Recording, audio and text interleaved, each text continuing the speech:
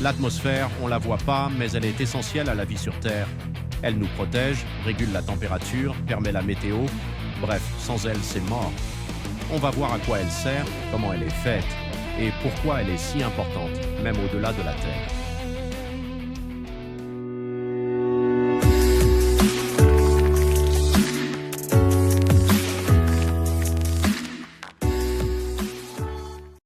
L'atmosphère, c'est cette couche d'air invisible qui entoure la Terre et qui est super importante pour qu'on puisse vivre. Pour commencer, elle joue un rôle de bouclier contre plein de trucs dangereux venus de l'espace. Par exemple, elle bloque la majorité des rayons ultraviolets, UV, du Soleil. Ces rayons, s'ils arrivaient en masse à la surface, pourraient nous brûler la peau et rendre la vie très difficile, voire impossible. C'est grâce à une couche spéciale dans l'atmosphère, appelée la couche d'ozone, qu'on est protégé. Cette couche absorbe ces rayons UV bien casse-pieds, donc on est tranquille. Justement, en parlant de chaleur, l'atmosphère est aussi ce qui nous permet d'avoir une température idéale pour vivre. Le Soleil chauffe la Terre, mais la chaleur ne s'envole pas complètement dans l'espace. Une partie est renvoyée vers la surface par certains gaz qu'on appelle gaz à effet de serre, comme le dioxyde de carbone, le méthane ou la vapeur d'eau. Ce phénomène, c'est un peu comme si on avait une grosse couverture qui garde la chaleur près de nous, sinon il ferait super froid, genre moins 18 degrés Celsius en moyenne. Ce qui est bien, c'est que cet effet de serre naturel maintient la température moyenne autour de 15 degrés Celsius. C'est nickel pour la vie. Le hic, c'est qu'avec les humains qui polluent, on a trop de ces gaz, donc la planète chauffe trop, ce qui cause le réchauffement climatique. En plus, c'est dans l'atmosphère qu'on trouve l'air qu'on respire. Elle est composée surtout d'azote, 78%, et d'oxygène, 21%. Et ces gaz sont essentiels à la vie. Sans oxygène, on ne pourrait pas respirer ni produire l'énergie dont nos corps ont besoin. Cette composition n'a pas toujours été la même. Elle s'est transformée avec le temps grâce aux plantes qui ont libéré de l'oxygène via la photosynthèse. Du coup, l'atmosphère est un vrai moteur pour la vie sur Terre. Et ce n'est pas fini, puisque l'atmosphère fait aussi bouger le climat et la météo. L'eau des océans et des rivières s'évapore, monte en l'air, forme des nuages, qui donnent ensuite la pluie. Ce cycle de l'eau est vital pour les plantes, les animaux et les humains, parce qu'il permet à toute la planète de rester alimentée en eau. Sans ces mouvements dans l'air, il n'y aurait ni vent, ni pluie, ni saison, donc un environnement complètement figé. Autre truc important, quand des cailloux de l'espace, les météorites, entrent dans l'atmosphère, ils brûlent à cause du frottement avec l'air, ce qui évite beaucoup d'impacts dangereux sur Terre. Ça, c'est un peu comme une barrière protectrice super efficace. En parlant de cette protection, il est fascinant de constater que l'atmosphère n'est pas uniforme, elle est composée de plusieurs couches avec des rôles différents. Ça, on en parlera juste après parce que c'est vraiment lié à tout ce qu'on vient de voir et ça va nous aider à mieux comprendre où volent les avions, les satellites et même la Station spatiale internationale. Justement, en parlant de cette protection, il est fascinant de constater que l'atmosphère n'est pas uniforme. Elle est composée de plusieurs couches qui ont chacune leurs particularités et fonctions. La première couche qu'on traverse dès qu'on sort de chez nous, c'est la troposphère. C'est là que toute la météo se passe, les nuages, la pluie, le vent. Elle va jusqu'à environ 12 km d'altitude, parfois un peu plus à l'équateur. C'est dans cette couche que les avions commerciaux volent, généralement entre 9000 et 12 000 mètres. C'est parfait parce qu'il y a assez d'oxygène pour leur moteur et les conditions sont stables. Au-dessus, on trouve la stratosphère, qui s'étend entre 12 et 50 km. C'est là que se trouve la fameuse couche d'ozone qui nous protège des rayons UV. Pas mal d'avions militaires et certains avions supersoniques peuvent voler dans cette couche, où l'air est plus sec et calme, même si l'oxygène y est plus rare. C'est aussi là que passent parfois les ballons météo et des expériences scientifiques. En continuant vers le haut, on atteint la mésosphère, qui s'étend jusqu'à environ 85 km d'altitude. Là, l'air devient très rare et froid. C'est dans cette zone que les météorites se consument en entrant dans l'atmosphère, ce qui crée les étoiles filantes qu'on voit la nuit. Au-delà, on a la thermosphère, qui monte jusqu'à environ 600 km. C'est ici que l'air est extrêmement ténu, mais qu'il est chauffé par le Soleil à des températures très élevées, parfois plus de 1000 degrés Celsius. C'est dans cette couche que l'on trouve la Station spatiale internationale, ISS, qui orbite autour de 400 km d'altitude, ainsi que beaucoup de satellites.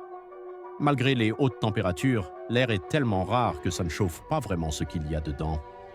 C'est aussi dans la thermosphère qu'on observe les aurores boréales, ces magnifiques lumières colorées dans le ciel. Enfin, au-dessus de ça, on a l'exosphère, la couche la plus externe qui fait la transition vers l'espace. L'air y est ultra rare, composé surtout d'hydrogène et d'hélium, et c'est là que les particules peuvent s'échapper dans le vide interplanétaire. C'est la limite finale avant de vraiment sortir de l'atmosphère terrestre. Toutes ces couches fonctionnent ensemble comme un système avec des variations de température et de pression qui permettent non seulement de protéger la vie, mais aussi de créer les conditions pour que les avions puissent voler à différentes altitudes, que les satellites restent en orbite et que la météo soit aussi dynamique. Par exemple, la différence de température entre la troposphère et la stratosphère empêche les turbulences trop fortes qui pourraient déranger les avions, tandis que la thermosphère permet aux satellites de circuler librement. Ces altitudes ont une importance énorme pour tout ce qui vole ou orbite autour de nous, et comprendre ces couches nous aide à mieux saisir les défis de l'exploration spatiale, de la météorologie et même du changement climatique. En parlant de tout ça, on voit clairement que l'atmosphère est bien plus qu'un simple bouclier d'air. Elle est un système complexe, vital et dynamique, qui prépare le terrain pour des phénomènes naturels fascinants dont on va parler maintenant, comme les phénomènes météorologiques, qui sont directement liés à cette structure atmosphérique. Les phénomènes météorologiques qu'on vit tous les jours, le vent, la pluie, les orages, la neige, les tempêtes, sont tous causés par des mouvements dans l'atmosphère. Tout commence avec le Soleil. C'est lui qui chauffe la Terre, mais pas de manière uniforme. L'équateur reçoit plus d'énergie que les pôles. Cette différence de chaleur crée des mouvements d'air car l'air chaud est plus léger et monte, tandis que l'air froid est plus lourd et descend. Ce simple mécanisme génère des déplacements d'air à grande échelle, c'est comme ça que le vent se forme. Ensuite, il y a l'humidité. L'eau des océans, des lacs ou des sols s'évapore sous l'effet de la chaleur. Elle monte dans l'atmosphère sous forme de vapeur d'eau. En montant, l'air devient plus froid, donc la vapeur d'eau se condense en gouttelettes, ce sont les nuages. Quand ces gouttelettes deviennent trop lourdes, elles tombent, pluie, neige ou grêle selon la température. Si la pluie tombe sur une couche d'air froid au sol, ça devient du verglas. Des phénomènes plus violents, comme les orages, se produisent quand il y a de forts contrastes de température et d'humidité. Un orage naît généralement d'un courant ascendant d'air chaud et humide qui monte très vite. En altitude, la vapeur se condense brutalement en libérant de l'énergie. Cela crée des éclairs, du tonnerre et parfois des grêlons. Les tornades, elles, sont plus rares mais bien plus puissantes. Elles apparaissent quand des vents soufflant à différentes altitudes et directions créent une rotation. Si une cellule orageuse croise cette rotation, un entonnoir peut descendre jusqu'au sol. Même si elles durent rarement plus de quelques minutes, elles peuvent tout raser sur leur passage. Et les cyclones, ou ouragans typhons selon la région, ils naissent au-dessus des mers chaudes quand l'eau chauffe énormément l'air au-dessus. L'humidité monte, libère de l'énergie et l'ensemble se met à tourner à cause de la rotation de la Terre.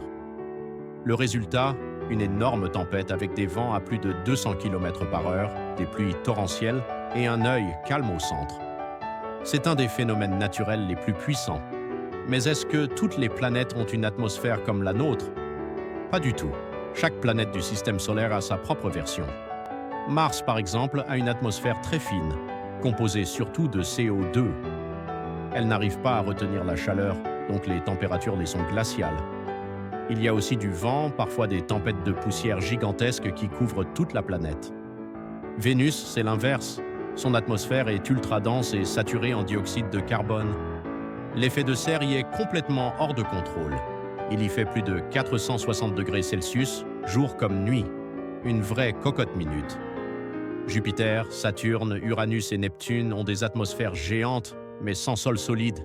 Elles sont faites d'hydrogène, d'hélium, avec des nuages de méthane, d'ammoniac, des vents ultra-violents, des orages monstrueux, des tempêtes qui durent depuis des siècles, comme la grande tache rouge de Jupiter. Et au-delà du système solaire, on commence à détecter des atmosphères sur des exoplanètes. Certaines sont géantes et brûlantes, d'autres plus petites et potentiellement habitables. Grâce aux télescopes comme James Webb, on arrive à analyser la lumière d'une étoile qui traverse l'atmosphère d'une planète. On peut y détecter des gaz, des nuages, de la vapeur d'eau, peut-être un jour des traces de vie. Pour avoir plus de détails, allez voir ma vidéo sur les planètes habitables. Et ce qu'on vient de voir, c'est juste une partie de tout ce que l'atmosphère rend possible, sans qu'on s'en rende compte. On parle souvent de l'espace, mais ce qui entoure la Terre est déjà une merveille en soi. Merci d'avoir regardé la vidéo et n'oublie pas le like et l'abonnement car l'ère spatiale ne t'attendra pas pour continuer son envol.